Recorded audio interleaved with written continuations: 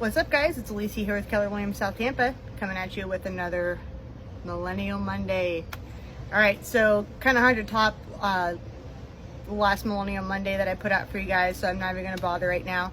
But I am going to talk to you about something that I've had a few questions on recently, and it's a good topic to talk about. So today we're going to talk about condos.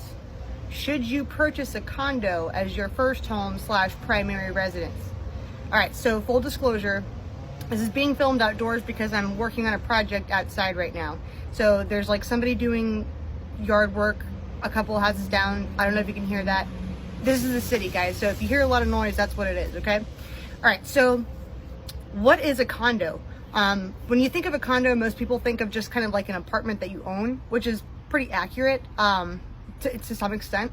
But basically, a condominium or a condo it refers to a type of ownership of the dwelling, right? So what makes a condo very different from any other type of ownership is that you never really fully own it. There's a cooperative that owns the land and the building, and you just own the space inside of those walls, right? So I personally don't like condos for that reason alone. Anything where you don't really own land, to me, like, that just kind of goes against purchasing real estate in the first place.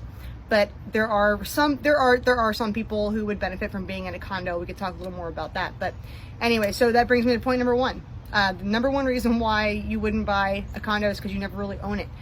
Number two, the HOAs are liable to increase at any given time. And this is also true for townhomes, by the way, like anything that has an HOA. But basically, you're at the will of the HOA, right? So they can increase their fees, they can mismanage the funds, they can really do whatever they want, and you're at their mercy. Which, you know, some HOAs are better managed than others, some are less invasive. Anyway, so you get what I'm saying there. The HOA you'll never really have complete control over your space because of that HOA. And not to mention that even when your condo is paid off, you're going to pay that HOA still every month. All right, so that's point number three. Number three is that the condos, what they do is they lure you in with these low price tags, right? So if you're a first-time buyer and you're doing a search and you see a home for purchase, or that's like $50,000, your immediate response is, "Whoa, that's awesome! Like, definitely want to look into that, right?" And it looks decent. It's a condo. What you're probably not seeing immediately is the HOA fees, which can be really like staggeringly high given the amenities of the building, right? So that's definitely something to keep in mind. Don't look at just the purchase price. Really, you want to look at that HOA because that's the big expense with your condo. All right, and number four, this is the biggest reason in my book. Number one, I know I said that with number one, but I mean this even more than number one. Well, I guess maybe it's tight. Anyway, condos are the last to come up in value in an appreciating market, and they are the first to lose value in a depreciating market. Does that make sense?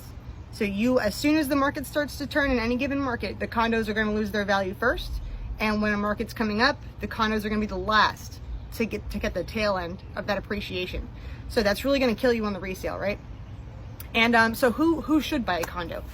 You should buy a condo if I'm going to be honest, if it's going to be your primary residence and you're looking to sort of cash out on some equity later on to get a bigger place, I don't suggest starting with a condo. A condo, in the way I see it, is that condos are great for people who have extra money, right? Like if you've got the money to kind of blow on a purchase, or the recurring HOA fees aren't going to really be a big deal for you, or if you have to live you just have to live in an area where standard home ownership is not an option for you, then condos would work. Like maybe if you're like downtown St. Pete, you want to live like on the beach. Anyway, so that being said, does all this make sense? I have this conversation pretty often with my buyers because the price tags are so tempting. But I just want to make sure I talk to you guys a little bit about this today. So if you have any questions, let me know. And going into 2020, what do you want to hear about? Let me know. All right, I appreciate you guys. Stay happy, healthy, and blessed, and have a great day.